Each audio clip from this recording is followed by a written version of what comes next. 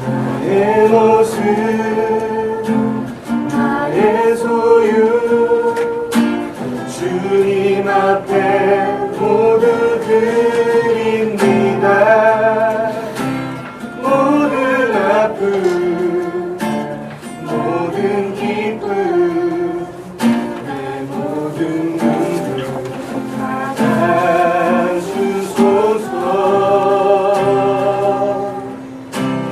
나의 생명을 드리니 주 영광 위하여 사용하옵소서. 내가 사는 날 동안에 주를 찬양하며 기쁨의 제물 되리. 나를 받아주소서.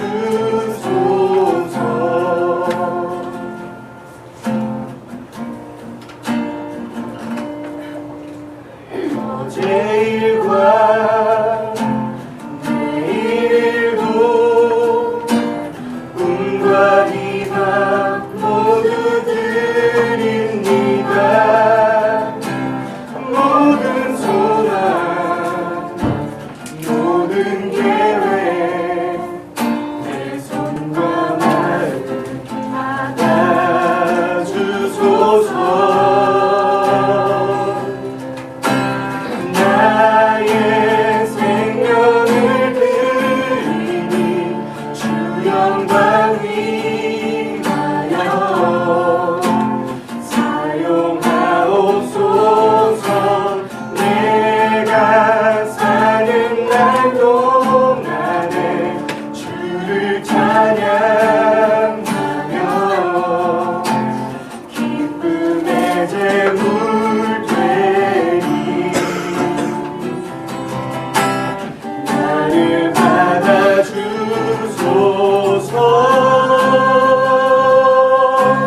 우리가 진 이 모든 것들을 다 주께서 우리에게 주시었네.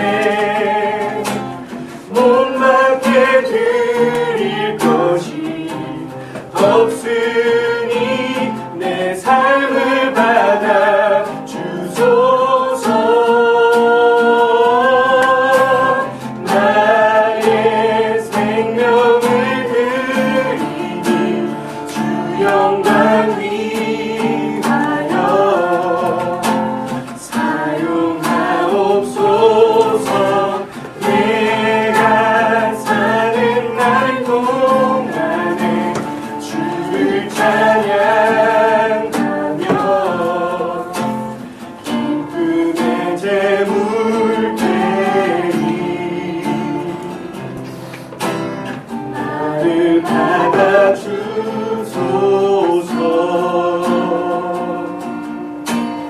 나를 받아주소서.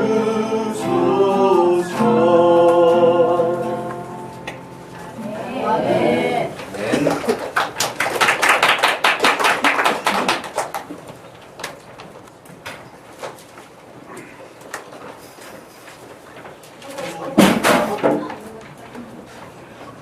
힘센 줄 알고 있다. 마가복음 14장 27절에서 42절 말씀. 마가복음 14장 27절에서 42절 말씀까지 한 절씩 교독하겠습니다. 여러분 성경을 찾으셔서 같이 한 절씩 교독합니다. 마가복음 14장 27절 제가 먼저 읽습니다. 예수께서 제자들에게 이르시되 너희가 다 나를 버리리라. 이는 기록된 바 내가 목자를 치리니 양들이 흩어지리라 하였음이니라.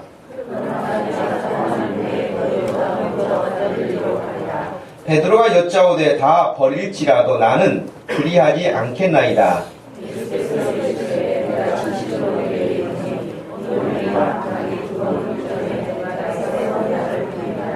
베드로가 힘있게 말하되 내가 주와 함께 죽을지언정 주를 부인하지 않겠나이다 하고 모든 제자도 이와 같이 말하니라.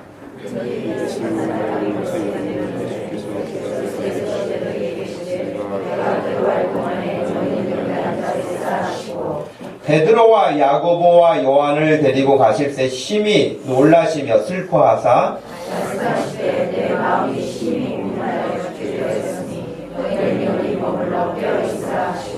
조금 나아가사 땅에 엎드려 댈 수 있는 대로 이때가 자기에게서 지나가기를 구하여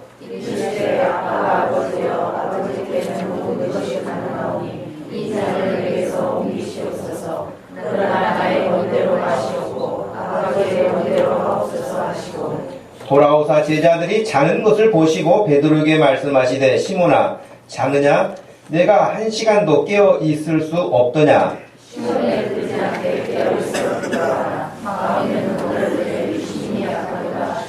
다시 나아가 동일한 말씀으로 기도하시고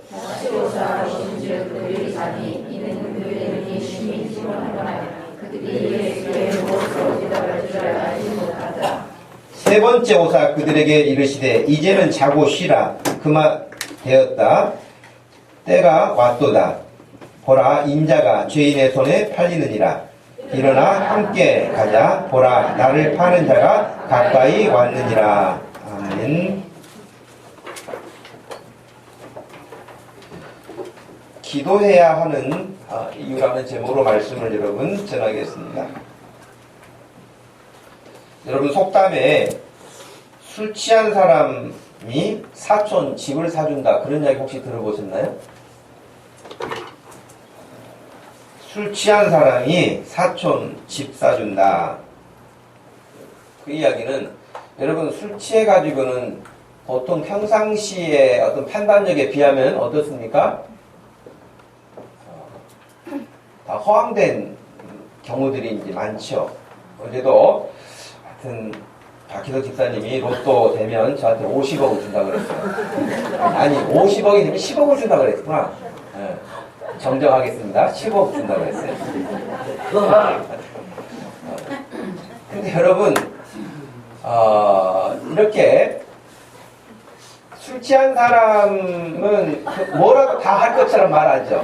네. 그러니 사촌 집을 못 사주겠습니까? 차를 못 사주겠습니까? 그런다는 거예요. 제가 이제 어제 탈북민들 이야기를 이렇게 쭉 몇 가지를 들었었는데요. 에피소드가 많죠. 북한과 우리하고 언어가 다른 점도 있지만 거의 그래도 소통에 어려움이 없이 살고 이제 그렇지만 어떤 그 탈북 아가씨가 지하철을 타려고 이렇게 내려갔대요. 지하로 내려갔는데 사람들 전부 다 그 지하철 들어가기 위해서 이제 그 게이트에 뭔가를 대고 들어가더라는 거예요. 그러니까 지갑을 대고 들어가더라는 거예요. 그래서 자기도 지갑을 내가지고 딱 댔대요. 그랬더니 안 열리더래. 다른 사람들은 다 지갑만 열면 쭉쭉 열리고 들어가는데 자기는 안 열리더래. 그래서 지갑에 돈이 없나? 그래서 이제 봤더니 돈이 있더래. 그래서 다시 가서 됐는데 또 안 된 거예요. 그래서 자기 혼자 생각에 물어볼 수도 없고 지갑에 돈이 적어서 그런가 보다. 그래가지고 은행에 가서 돈을 더 찾아가지고 지갑에 더 넣어가지고 가서 또 딱 자신감 있게 됐는데 안 되더라고요. 그러니까 이제 그걸 영문이 봐가지고 왔어요. 왜 그러냐? 다 사람들은 됐는데 제 지갑은 안 된다. 왜 그러냐 그랬더니 교통카드가 있느냐고 물어보더라고요. 그게 뭐냐? 티머니가 있느냐? 그게 뭐냐? 다 모르는 거죠. 그러니까 다른 사람들은 지갑은 자기 지갑하고 비슷하게 생겼을지 모르지만 그 안에 문이 열릴 수 있는 티머니나 혹은 교통카드가 들어있어서 열리는 것이죠. 저는 이 모습을 보면서 그런 생각을 했어요. 모양은 다 비슷해요. 우리 신앙생활도 그렇지 않을까요? 어떻게 보면 고급 지갑을 가지고 있을 수도 있어요. 비싼 지갑을 가질 수도 있어요. 근데 그 안에 문을 열 수 있는 장치가 없으면 아무리 비싼 지갑을 가지고 있어도 열리지 않을 거예요. 우리 신앙생활도 겉으로는요 다 아무 문제가 없어요. 지갑처럼 우리도 다 예수 믿는 사람이에요. 교회 다녀요. 종교 안에 기독교라고 써요. 직분을 물어볼 때 집사라고도 쓰고 목사라고도 쓸 수 있어요. 그런데 딱 됐는데 문이 안 열릴 수 있어요. 저는 오늘 본문에 예수님의 제자들이 그런 모습이 아닐까 하는 생각이 들었어요. 예수님의 제자들은 오늘 우리가 보고 있는 본문처럼 아주 큰 소리를 땅땅하게 치는 그런 사람들 아닙니까? 예수님을 죽이려고 하는 그 사람들, 눈에 가시처럼 예수님을 불편하게 여겼죠. 그래서 지금 어떻게 보면 예수님, 우리가 읽었던 이 성경 본문에는 굉장히 긴장감이 보이지 않게 팽팽하게 맞서 있는 거예요. 왜냐하면 예수님도 알고 계시거든요. 지금 자기를 어떻게 하려고 하는지를 알고 계시거든요. 근데 정작 제자들은 잘 몰라요. 제자들은 그냥 오직 한 생각, 예수님이 이제 임금 되신다 하는 생각밖에 없었어요. 뭐 이런 장애물이 있지만 결국 예수님이 임금이 되실 것이고, 임금님만 되면 우리도 다 1등 공신들이기 때문에 한 자리 할 수 있다, 그 생각밖에 없었어요, 제자들이. 그러니 지금 예수님과 그 예수님을 대적하고 있는 대제사장이나 서기관이나 바리새인이나 이런 지도자들이 아주 보이지 않게 신경이 날카롭게 대립하고 긴장하고 있는 모습이라고 볼 수 있습니다. 말씀드린 바와 같이 지금 예수님을 어떻게라도 죽이고 싶은데, 없애버리고 싶은데 지금 당장 어떻게 해볼 수 없는 거예요. 왜냐하면 6월절을 지키려고 사람들이 많이 와 있기 때문에 잘못하다가는 역풍을 맞을 수가 있거든요. 왜? 평상시 예수님을 사람들이 많이 따랐잖아요. 근데 그 예수님을 공격하면은 오히려 자기들이 공격을 받을 수 있기 때문에 어떻게 이것을 처리할 거라고 늘 회의를 거듭했던 거예요. 어떻게 조용히 없앨 수 있는 방법이 없을까? 그들이 생각한 것이죠.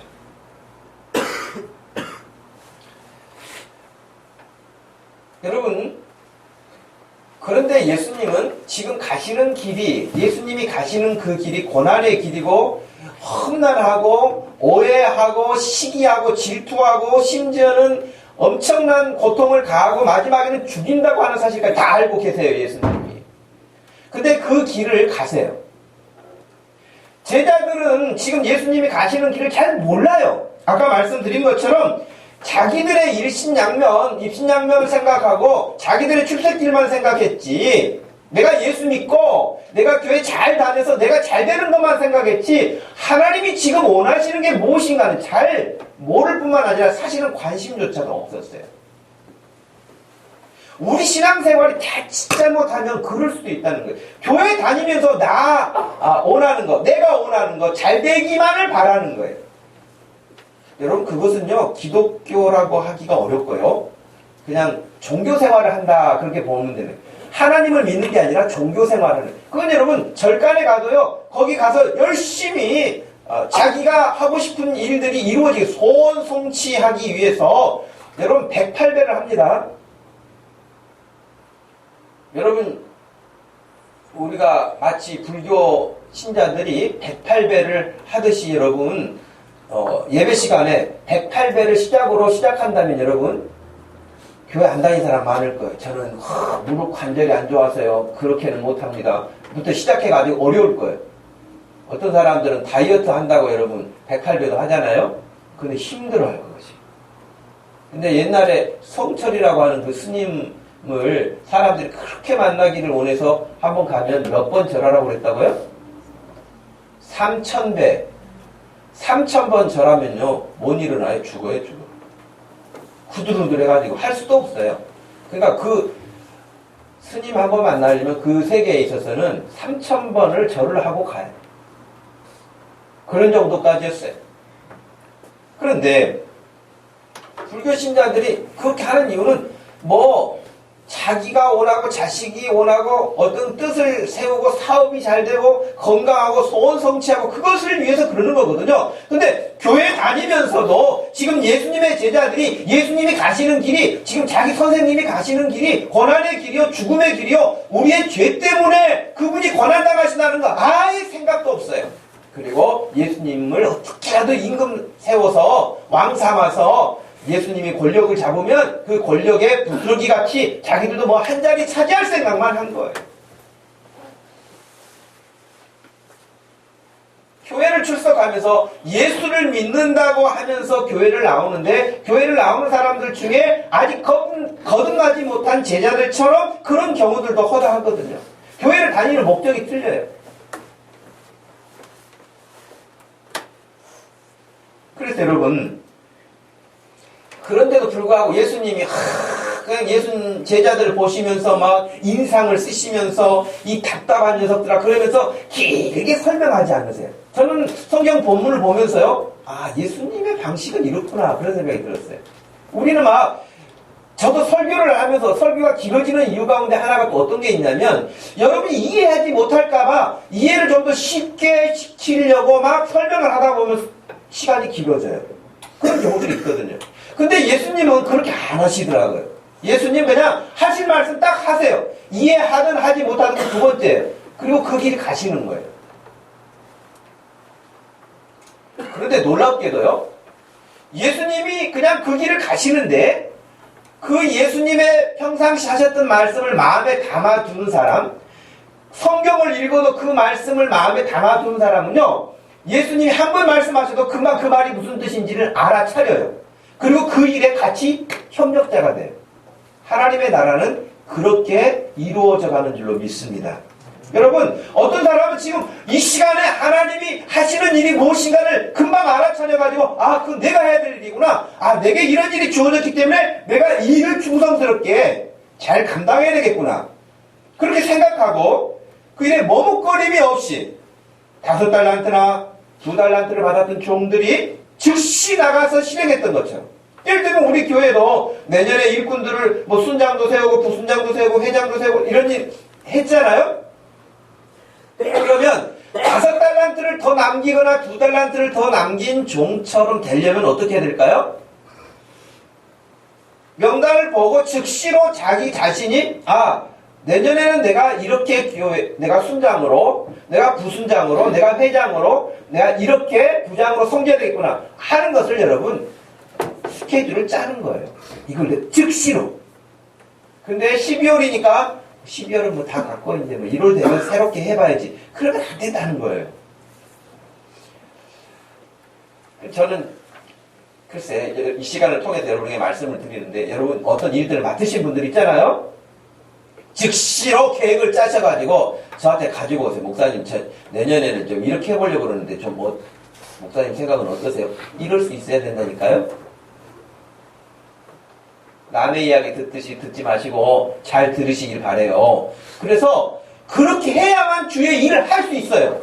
안 그러면 겨우 그냥 땜빵하고 가듯이 안 나오지는 않지만 나오기는 하지만 능력이 없이 그것만 유지하고 겨우 가는 입장이 되는 거예요. 그러면 여러분 내년에 순장을 맡으셨습니까?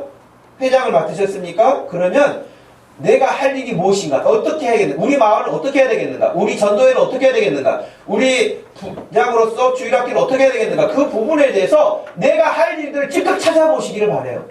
할렐루야. 그렇게 해야 된다니까요. 그러니 준비된 사람은 말씀을 경청하고 있는 사람은 하나님이 지금 일을 이렇게 하고 계시는구나. 그럼 내가 할 일은 이거구나 하라고 금방 나오는데 제자들처럼 딴 생각에 가득 차 있는 사람은 항상 엉뚱한 생각이나 엉뚱한 소리나 하는 거예요. 성경의 역사는 하나님의 역사입니다. 하나님이 역사를 시작하셨고 역사를 이끌고 계시고 역사를 마무리하실 것입니다. 그런데 수많은 사람들이 그 역사에 등장하여서 쓰임받았어요. 근데 그 쓰임받은 사람들은 늘 주님이 하시는 말씀을 경청하고 있다가 그 말씀을 따라서 반응하는 사람들이었어요. 이 시대도 마찬가지가 될 줄로 압니다. 그런데도 여러분 마태복음 13장 19절 말씀에도 보니까 아무나 천국 말씀을 듣고 깨닫지 못할 때는 악한 자가 와서 그 마음에 뿌려진 것을 빼앗나니 이는 곧 길가에 뿌려진 씨와 같다 그런 거예요. 여기 와 있기는 해요. 설교를 듣기는 해요. 근데 전혀 나하고 상관이 없어요. 아무런 나에게 영향력이 없어요. 그것은 마치 길가에 뿌려진 씨앗과 같이 사단이가 그 말씀을 가져가 버리기 때문에 내게 하나님의 말씀이 남아있지 않다는 거예요. 듣고 깨닫지 못할 때 그런다 그랬어요. 마태복음 24장 39절 말씀에서도 노아 홍수 사건을 예수님이 말씀하시면서 홍수가 나서 그들을 다 멸하기까지 깨닫지 못하였나니 그랬어요. 깨닫지 못하는 거예요. 인자의 임함도 이와 같을 것이다.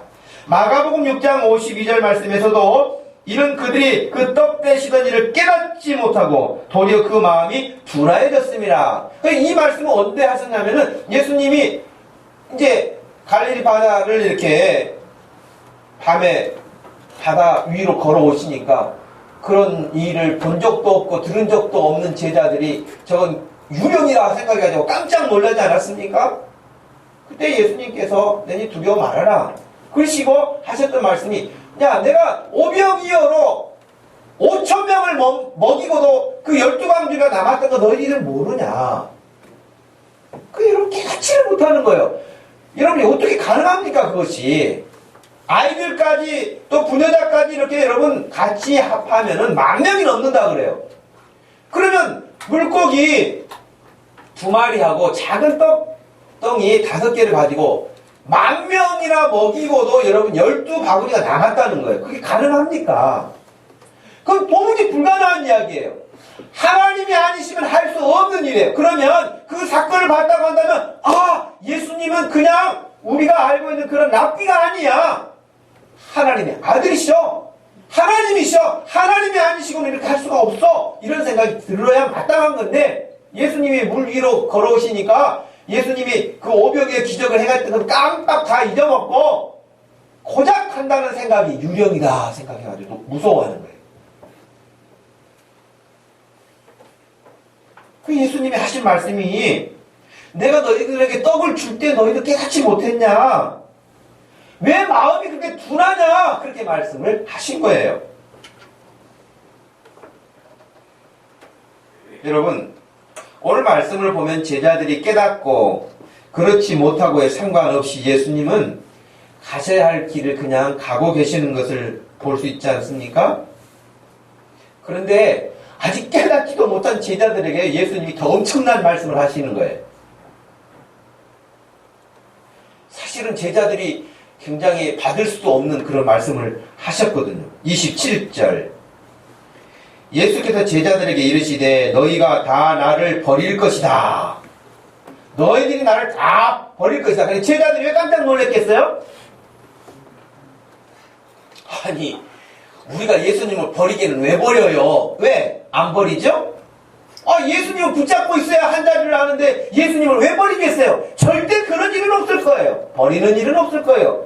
자기들 손으로 벌 일은 없을 거예요. 당연히 그런 생각을 하겠죠. 심지어는 여러분 어떻게까지 말합니까? 차라리 죽으면 죽었지 저는 절대 버리지 않습니다. 베드로가 그랬더니 나머지 저도 그러면서 마치 거기서 말 한마디도 안 했다가 하는 다음 개가 때 아예 등용이 안 될까봐 전부 다 나도 그러면서 절대 죽으면 죽었지 저 대신하는 일은 없습니다. 왜 주님을 떠납니까? 그러면서 큰 소리 빵빵 쳤던 거예요. 근데 예수님은 구약성경 스가랴서 13장 7절 말씀을 인용하시면서 이미 선지자가 예언했던 말씀을 인용하시면서 하나님께서 목자를 칠 것이다. 목자를 치게 되면 양떼가 흩어질 것이다. 그것처럼 너희들이 다 나를 버리고 떠나게 될 것이다. 말씀하신 거예요. 그럼 여러분 하나님의 말씀은 스가랴 선지자가 그 예언했던 것은 예수님이 오시기 520년 전이에요.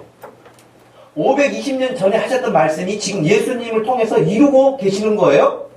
그러니까 하나님의 말씀은 지금 신약성경에 기록되어 있는 구약성경에 기록되어 있는 또 계시록에 기록되어 있는 그 말씀들이 그렇게 그대로 이루어질 줄로 믿습니다.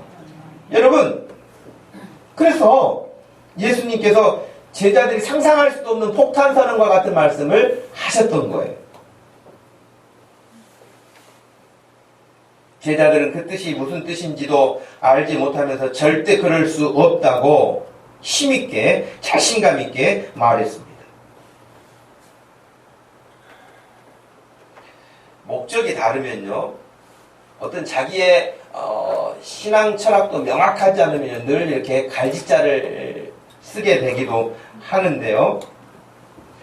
우리나라 정치를 보면 물론 정치만 그러겠습니까마는 그래서 늘 뉴스에 나오는 것은 정치인들 이야기가 많이 나오니까 정치를 우리가 접하지 않을 수가 없죠. 근데 여러분들이 생각하는 여야를 떠나서 국회의원 중에 진짜 저 국회의원은 나라를 위해서 일하는 사람이야. 그런 사람이 누굽니까? 우리 지역구에도 다 국회의원이 있는데 정말 이 지역 발전을 위해서 정말 보호받아야 될 사람들을 위해서 이런저런 사람들을 위해서 정말 일한다. 자기의 출세를 앞세우고 자기의 어떤 권력 욕심 때문에 저 자리를 탐하지 않고 진짜 섬긴다. 그런 국회의원이 없지는 않을 거예요, 여러분. 있을 겁니다. 있을지라도 너무 적거나 거의 없다시피 할 겁니다. 가끔 자기의 소신을 굽히지 않는 국회의원들도 없잖아 있죠. 예를 들면 유승민 같은 대표적인 케이스가 그래서 결국에는 눈밖에 나는 그런 일도 당하는 거 아니겠어요? 아무튼 권력 세계에 있어서 지금 역사 교과서 문제만 하더라도 지금 대통령이 야당이었을 때, 야당 지도자였을 때 그때도 교과서 문제가 나왔거든요. 그때 2005년도에 꼭 10년 전에 했던 이야기는 역사 교과서는 역사학자에게 맡기고 국민들에게 맡겨야지 정권이 좌우해서는 안 된다. 그렇게 인터뷰에 나와 있거든요. 근데 지금 10년이 지난 지금에서는 아주 강력하게 그냥 있어서는 안 된다. 그러면서 하고 있는 이 나라 아닙니까? 그러니까 자기 입맛에 따라서 늘 말도 바꾸는 것이 정치예요. 공약이라고 하는 말대로 빌공짜를 써서 아무것도 없는 약속과 같은 그런 일들이 얼마나 많습니까? 지금 예수님의 제자들도 예수님이 가시는 길이 무엇인지, 우리를 구원을 위해서 오신 것인지, 하나님의 뜻을 이루시기 위해서 오신 것, 그것만 별로 관심도 없어요. 오직 내가 어느 줄에 서야 이번 총선에 나올 수 있을까? 내가 어느 줄에 서야 권력에 그래도 뭐 한 자리라도 얻을 수 있을까? 이 생각만 갖는다면 그래도 소망이 없겠죠. 저는 그렇게 생각해요. 저도 여러분도 마찬가지. 우리가 예수님을 섬기면서 교회를 섬긴다고 하는 것은 주님을 섬기는 거잖아요. 교회가 주님의 몸이니까 교회를 섬기면서 주님이 원하시는 게 뭔가에 대해서 늘 관심이 가야지, 내가 원하는 식으로 안 되는 것에만 여러분 초점을 맞추면 신앙생활을 못합니다. 그리고 우리가 예수 믿는다고 하는 것은 예수님을 따르기로 한 거 아닙니까? 세례받은 것은 예수님을 따르기로 사람들 앞에서 공개적으로 선언하는 거 아닙니까? 그러면 철저하게 예수님을 따라서 예수님이 원하시는 것을 묻고 확인하고 가야 되는데, 대답은 다 그렇게 소약을 해놓고 실제로는 예수님의 관심이 없고 자기 자신의 삶에만 관심을 가지고 있다는 것은 이 지금 깨닫지 못하고 있는 제자들과 별반 다를 것이 없다 이 말이에요.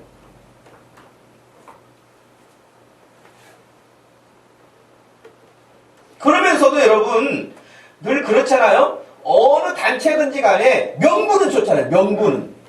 명분은 화려합니다. 문구는 화려합니다. 제자들의 지금 문구가 얼마나 화려합니까? 예수님 무슨 말씀을 하십니까? 절대 배신하지 않고 배반하지 않고 떠나지 않습니다. 걱정 마세요. 죽으면 죽었지 그렇지 않습니다. 이렇게 큰 소리 쳤던. 근데 예수님은 말씀하셨어요. 베드로가 대표자로 이야기를 하고 나머지도 동의하고 뭐 이런 분위기였잖아요. 그럴 때에 베드로에게 예수님이 말씀하셨죠. 네가 나를 부인하게 될 것이다. 네가 나를 모른다고 할 것이다. 닭이 2번 울기 전에 네가 나를 3번이나 부인하게 될 것이다. 그런 말씀을 하셨어요. 그럴 때 베드로는 자기 자신도 믿을 수 없었고 예수님의 그 말씀도 믿을 수 없었겠죠. 나름대로 여러분 베드로는 의로운 사람, 또 의군도 있는 사람, 그런 사람이었거든요. 다음 장면에 나옵니다만 예수님을 진짜 체포하러 왔어요. 예수님을 체포하러 온 그 군인의 귀를 그냥 칼로 내쳐가지고 여러분 귀를 잘라버린 거 아닙니까? 그러니까 지금 예수님 건들지 못하게 하는 거 아닙니까? 그렇게 할 만큼의 나름대로 의리도 있는 사람이에요. 근데 여러분 신앙은 의리가 아닙니다. 신앙은 고백이지 그런 의리가 아니에요. 근데 어떻게 보면 요즘에는요 교회가 의리, 깡패 세계에서 갖고 있는 의리만 또 못할 때도 있다는 거예요. 고백은 화려한데 그런 의리도 없다는 거예요. 그냥 수틀리면 완전히 뒤집어버리는 이런 일들은 여러분 그런 의리를 소중히 여기는 조폭과 같은 세계만 또 못한, 그러면서도 얼마나 좋은 말을 많이 쓰는, 그러니까 가증스러운 모습으로 비치게 되고 바뀌게 되겠죠. 예수님은 하실 말씀 딱 하시고 그리고 그 다음 일을 하십니다. 여러분 항상 기억하세요. 하나님이 하시는 일은 하실 말씀 하시고 그 다음 일을 하시는 거예요. 이걸 지금 깨닫지 못했다고 해가지고 그 일을 팔짱 끼고 계시거나 시간을 지체하시거나 역사가 멈춰있거나 그런 일은 없습니다. 역사는 멈추지 않아요. 갑니다. 여러분의 인생도 갑니다. 다만 여러분의 인생도 가고 하나님도 어떤 일을 하시는데 결과적으로 그 일에 얼마나 하나님과 함께 가느냐의 문제에 다른 점이 있죠.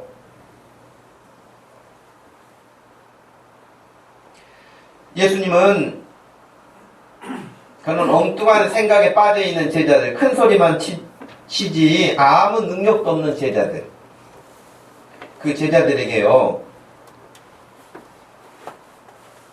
32절에 보니까 부탁을 하세요. 부탁도 여러분 할 만한 사람에게 해야죠. 아무 능력도 없는 사람에게 부탁을 해요. 예수님이 그들이 겟세마네라 하는 곳에 이름에 예수께서 제자들에게 이르시되 내가 기도할 동안에 너희는 여기 앉아 있으라 하시고 베드로, 야고보, 요한을 데리고 가실새 심히 놀라시며 슬퍼하사 말씀하시되 내 마음이 심히 고민하여 죽게 되었으니 너희는 여기 머물러 깨어 있으라. 곧 기도하라 그 말 아니겠습니까?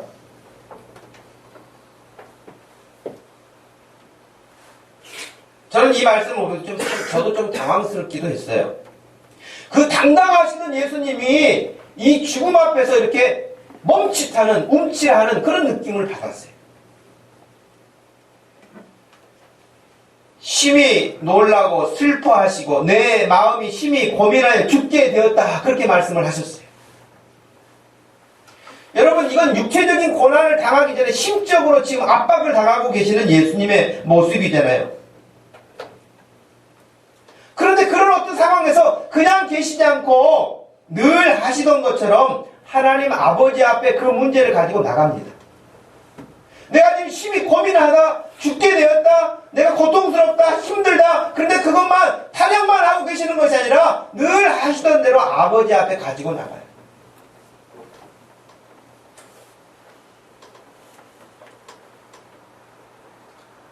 아무 능력도 없는, 저는 그렇게 생각이 들어요. 아무 능력도 없고 깨닫지도 못하는 이런 제자들에게 뭔 부탁을 한들 들어주겠습니까? 힘이 되겠습니까? 내가 봤을 때 힘도 안 돼요. 오히려 방해만 하고요. 엉뚱한 소리만 하고 그런 제자들인데, 그런데도 저는 역설적으로 봤을 때 예수님의 고민스러움과 힘드심과 이 지금 압박감이 얼마나 컸을까. 그러니 제자들에게, 그 무능하고 아무것도 하지 못하는 제자들에게조차도 부탁을 해요. 여러분 그런 경험이 지금 50대 넘은 분들 가운데는 있을지 모르겠어요. 옛날 시골길에는 가로등이 없잖아요. 가로등이 없어가지고요 진짜 칠흑같이 어둡다라고 하는 깜깜한 밤에 누구 이렇게 마중을 가야 된다거나 버스 정거장까지 뭐 한 30분 정도 걸어가야 된다거나 그러면은 조그마한 길밖에 없잖아요. 근데 깜깜한 밤에 가는데요 무섭거든요. 공동묘지도 많고 귀신 이야기도 많고, 그러니까 시골길은 무서워요. 뭐 이렇게 불을 들고 가도 무서워요. 그런데요, 어른들이 하시던 말씀을 기억하는데 어린 애 하나를 얻고 가면요, 그렇게 든든하다는 거예요. 여러분, 어떤 무서운 일이, 어려운 일이 나타나면은 애는 오히려 짐스럽죠. 얘가 내려와서 싸워주기를 하겠습니까? 말려주기를 하겠습니까? 그런데 애를 얻고 가면은 든든하다는 거예요. 혼자 가는 거하고는 틀리다는 거예요. 저는 이 말씀 보면서 그 생각이 났어요. 예수님이 얼마나 마음에 부담이 되셨으면 무능한 아무것도 할 수 없는 이 제자들에게도 기도를 부탁을 합니다. 여러분도 그렇잖아요. 평소에 막 새벽 기도도 안 빠지고 철학 기도도 안 빠지고 그냥 늘 기도를 힘쓰는 정말 그런 기도하는 사람이 있었다. 그 사람에게는 기도 부탁도 할 만하죠. 새벽 기도는, 금요 기도에는, 아니 평상시에도 그냥 뭐 기도라고 하는 아예 해보진 않은 사람에게 집사님 내가 너무 힘들어 좀 기도 좀, 그런 기도 부탁은 어렵지 않겠어요? 어려울 거예요. 근데 예수님이 여러분 지금 상황이 상황인 것만큼 그런 사람들, 그런 제자들에게도 기도 부탁을 하십니다.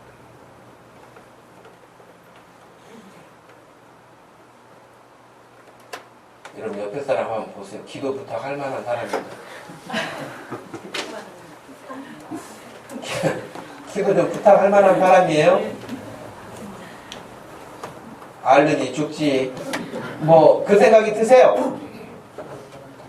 늘 여러분 마을 식구들이 모일 때마다 여러분의 한 주간의 삶을 이렇게 내어놓으면서 이번 주간에 제가 이런 좀 중요한 일이 있어요. 꼭 기도하실 때 저 생각하고 기도해 주세요. 이럴 수 있는 사람들 되기를 바랍니다. 네. 예수님이 기도 부탁을 하시고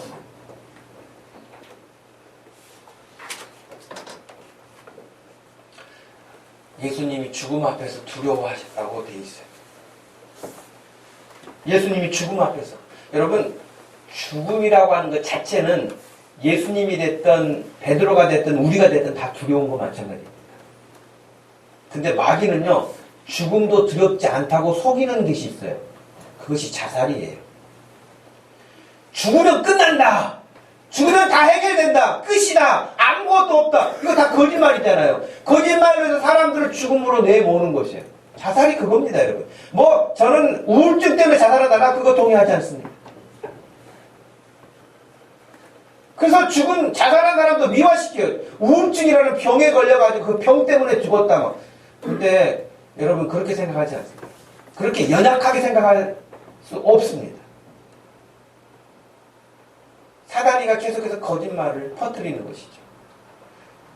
여러분 진짜 그래서 죽었어요. 죽고 났는데 아주 무시무시한 지옥이 눈앞에 딱 나타나면 어떡하겠어요? 돌이킬 수 없어요. 돌이킬 수 없는 거예요. 마귀의 본래 사명은 뭐냐? 자기 혼자 멸망당하지 않고 모든 사람들을 끌고 같이 멸망의 구덩이로 들어가는 것이 마귀의 사명이에요.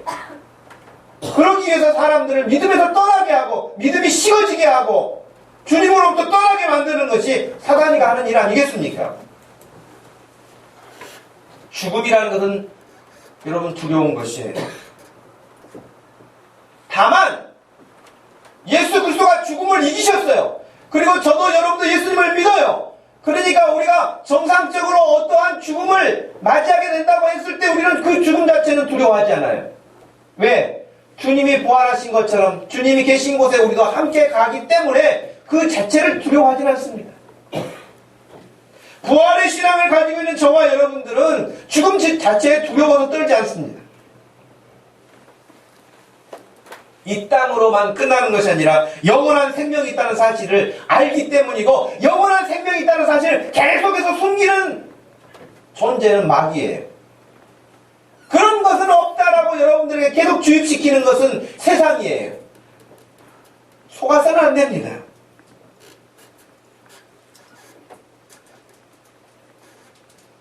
그리고 예수님은 늘 하셨던 기도처럼 하나님 아버지 앞에 기도합니다. 아빠, 아버지라고 말합니다. 아바라는 말은 아람어로 아빠라는 뜻이에요. 아빠. 여러분, 아버지, 아버님, 아빠 그랬을 때 어떤 게 가장 친근합니까? 기저귀 찬 녀석이 아버님 그러면 얼마나 징그럽겠습니까?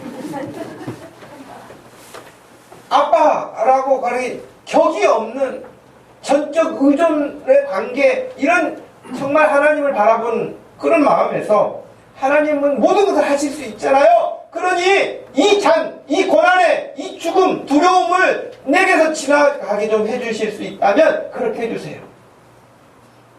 그러나 제가 원하는 건 그거지만 제가 원하는 대로는 하지 마시고 아버지가 원하시는 대로 되기를 원합니다. 그 일을 놓고 여러분 히브리서 말씀에 보면은 여러분 얼마나 간절하게 기도하시는지 통곡으로 기도하셨다 그렇게 나와 있어요. 우리 금요 기도에 조용하게 기도할 때도 있지만 통성으로 기도할 때도 있지 않습니까?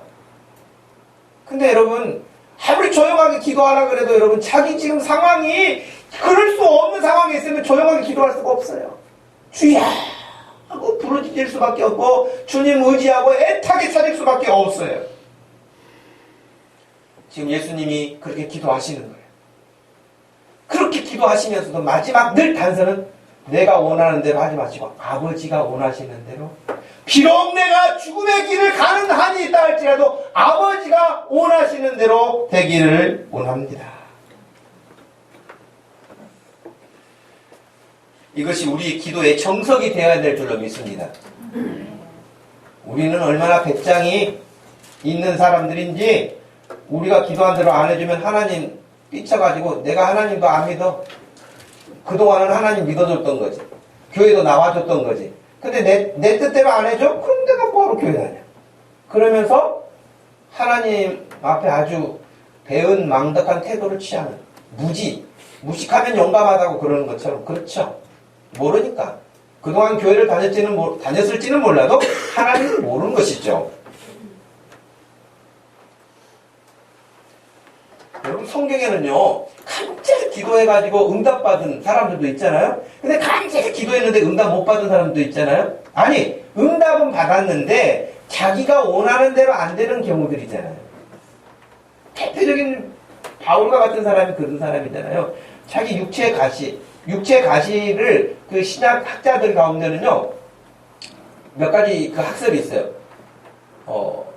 바울이 다메섹을 향해 가다가 예수님을 만나게 됐을 때 강력한 빛이 내리쬐가지고 눈이 이렇게 건강을 잃어서 안질이 생겼을 것이다. 그래서 눈병이 심해서 잘 더듬더듬 하고 다닐 만큼의 아주 시력이 안 좋았을 것이다. 그런 사람도 있고요. 어떤 사람은 또 다른 험한 질병에 걸렸을 것이다.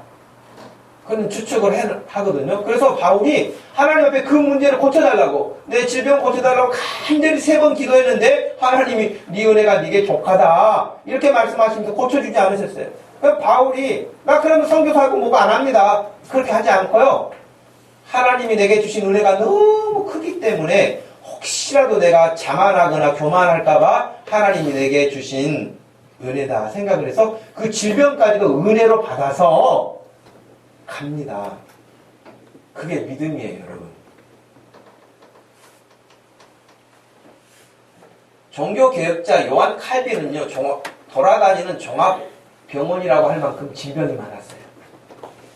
하나님의 마음에 합하여서 그렇게 종교개혁을 일으켜서 선한 일을 했던 그 칼빈이 더 건강해가지고, 더 장수해가지고, 많이 일을 해야 할 터인데, 그렇게 생각할 수 있잖아요? 근데 걸어다니는 종합병원이라고 할 만큼 건강이 안 좋았어요. 그렇게 하나님을 신실하게 믿는데. 여러분 중요한 거 뭐겠어요?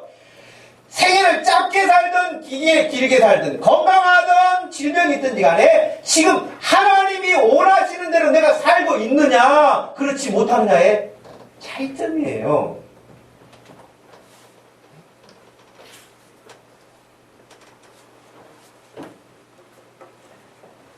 (33이) 넘은 사람들은 저나 여러분들이나 예수님보다 지금 오래 사는 사람들 아닙니까? 예수님보다 오래 살고 있는 사람입니다. 일은 예수님만큼도 못하면서 살기는 오래 살고 있어요. 반성하고 우리 예수님처럼 살아야 돼요. 하나님이 원하시는 대로 내가 열심을 다해서 사는 것이 남는 인생이지 길게 사는 것이 남는 인생이 아닌 것이에요.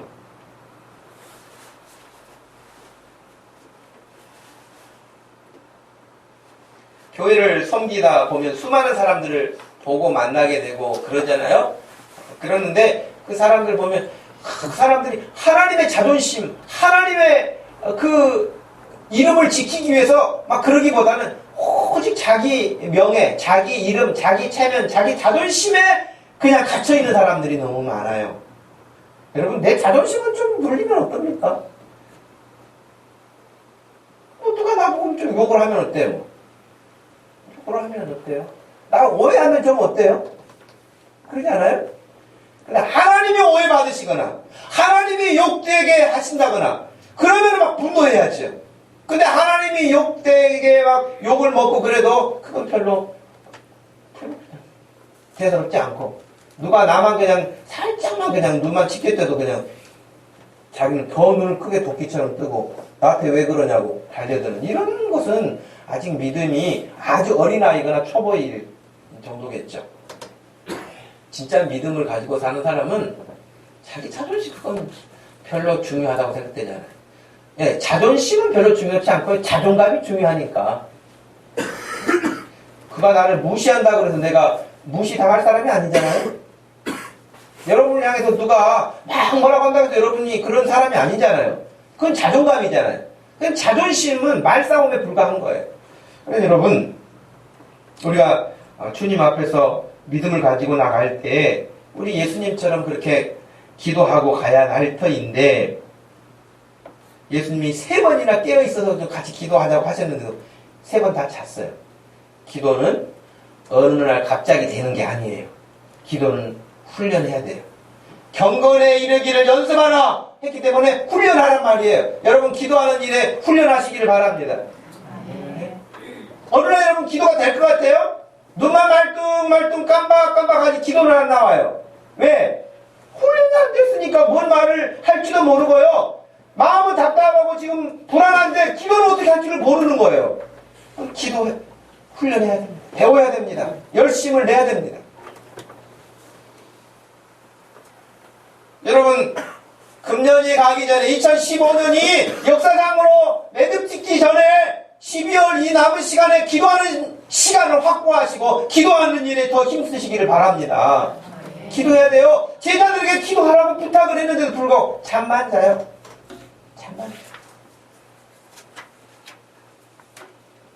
잠만 자면서 소리는 큰 소리 쳐요. 이게 한계예요. 마지막 결론은 어떻게 됩니까? 큰 소리 쳐요. 기도는 안 해요. 결론은 다 도망갔어요. 다 도망갔죠. 다 도망갔죠. 반대로 예수님은 어떻게 하셨어요? 갑자기 기도하셨어요. 죽음의 길이 지금 문 앞에 다가왔어요. 그래도 불구하고 우리가 읽었던 말씀에 따르면 일어나라. 일어나라고 말씀하세요. 42절에 일어나라 함께 가자.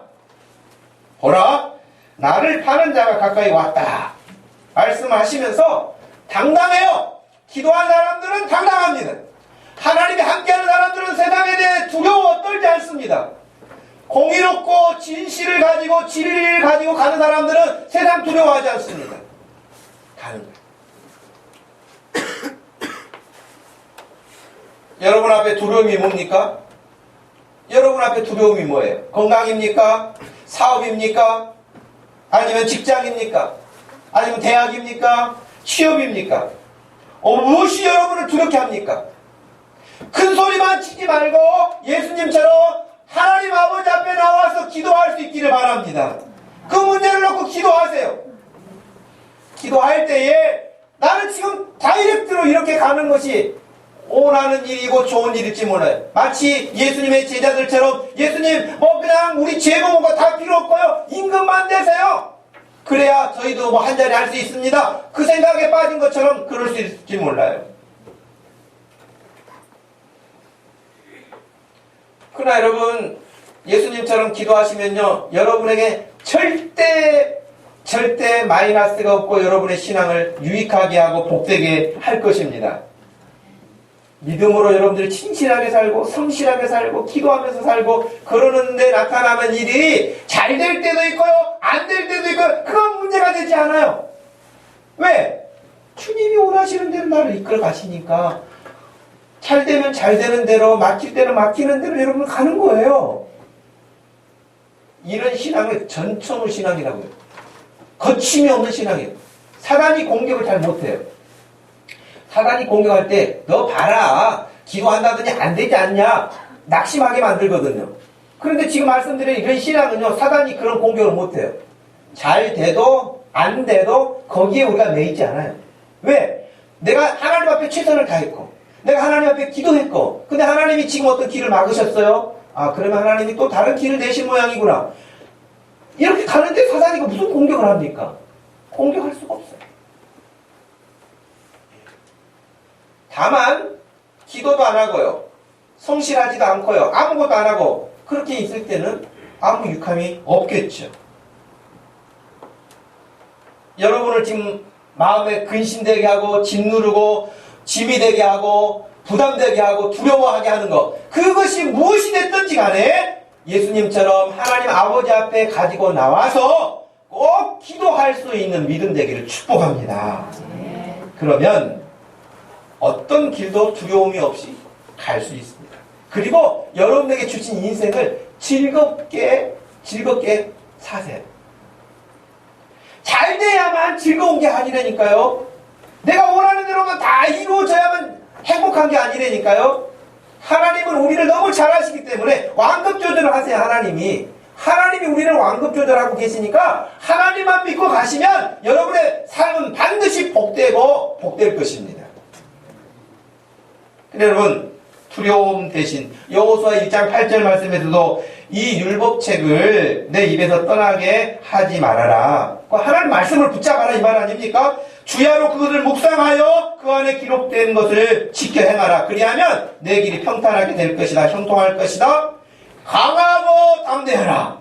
두려워하지 말아라. 놀라지 말아라. 네가 어디로 가든지 내 하나님 여호와가 너와 함께 하시느니라. 할렐루야.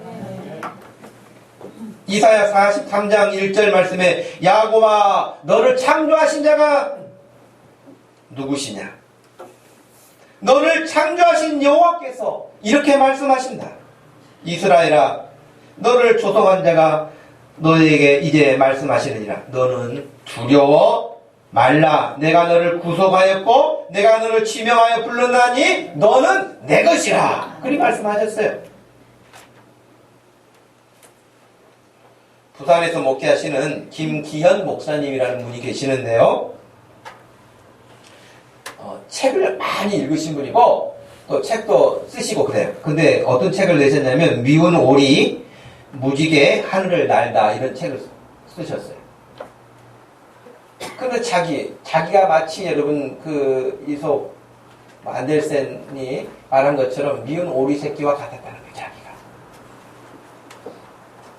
이 김기현이라고 하는 이 목사님은 초등학교 3학년 때 어머님이 집을 나가셨대요. 초등학교 3학년 때 어머니가 집을 나가셔서 참으로 가장 엄마가 필요로 하는 그 시기에 외로움과 싸워야 했던 기간이었다고 고백을 합니다. 근데 이 김기현 목사님이 초등학교 3학년 때 어머니가 나가셨는데 4학년 때부터 교회를 다니기 시작했다는 거예요. 근데 4학년 때 교회를 갔는데 하나님 아버지가 계신다는 것을 알았대요. 초등학교 4학년 때. 그리고 그때부터 기도하면서 신앙생활을 한 거예요. 그 어린 나이에. 어린 나이에요. 그래서 마음이 든든해졌대요. 초등학교 4학년인데.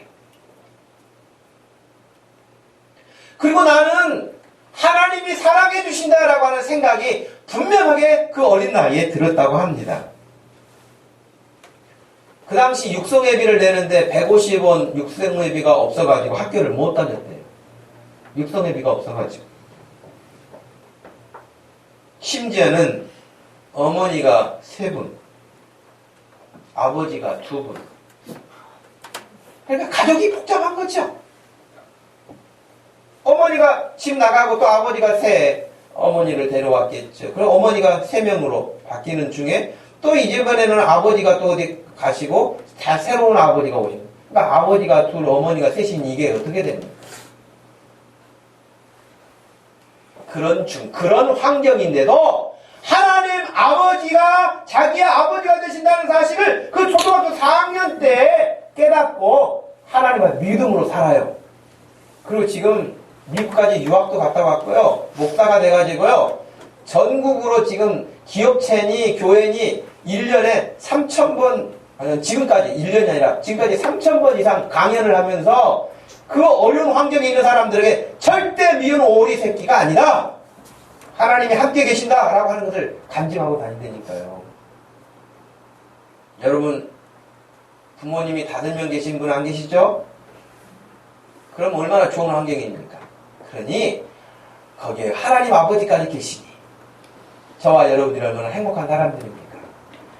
기도하시고 하나님의 뜻을 구하고 우리 예수님처럼 당당하게 세상 앞에 설 수 있기를 바랍니다. 어떤 두려움도 겁낼 것 없이 기도하고 당당하게 나설 수 있는 믿음의 사람들이 되어야지, 기도하지 않고 제자들처럼 큰소리 치다가 다 도망가는 그런 엉터리 같은 신앙생활을 종지부를 찍고 예수님처럼 믿음의 생활을 감당해 갈 수 있는 새로운 출발점으로 오늘 이 아침에 삼으실 수 있기를 주님의 이름으로 축복합니다.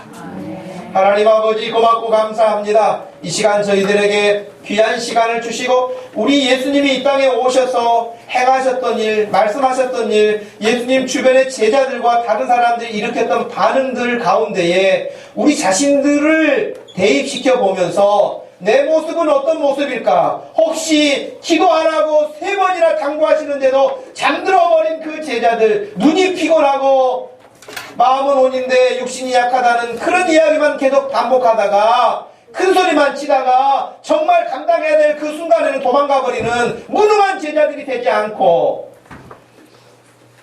죽음의 무서운 공포감이 몰려오는 환경 앞에서도 하나님 아버지 앞에 기도하고 일어서신 주님, 담대하시고 강하셨던 것처럼 저와 여러분들이 다 그렇게 믿음으로 살 수 있도록 하나님을 바라보는 믿음 되게 해주시고 우리 모든 성도들이 이와 같은 믿음으로 세상을 향하여 담대하게 나갈 수 있는 기도의 사람들 되게 하여 주시옵소서. 감사하신 예수님의 이름으로 기도하옵나이다. 아멘. 다 같이 자리 일어나셔서 457장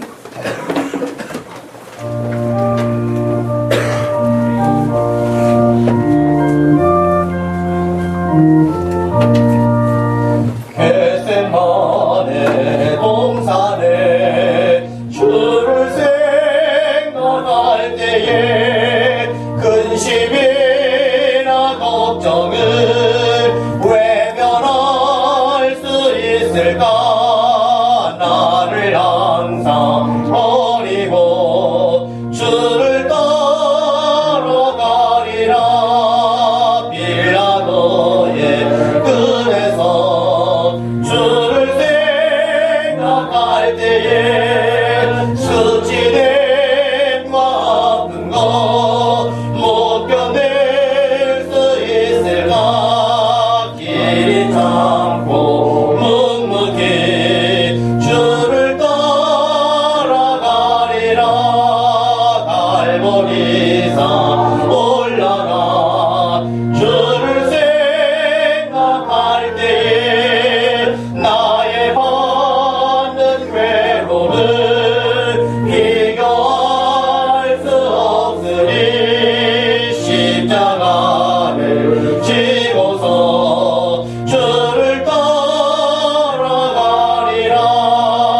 무덤에서 부활하 주를 생각할 때에 환란이나 죽음도 두려울 것 없으리. 승전가를 부르며 주를 따라가리라. 지금은 우리 주 예수 그리스도의 구원하신 큰 은혜와 우리 하나님 아버지의 극진하신 그 깊은 사랑과 성령 하나님의 위로 교통하심이 이 시간도 예수님처럼 기도하며 세상 앞에 당당하게 서기 원하는 사랑하는 모든 성도들 머리 위에 지금부터 영원토록 함께 계실지어다. 아멘.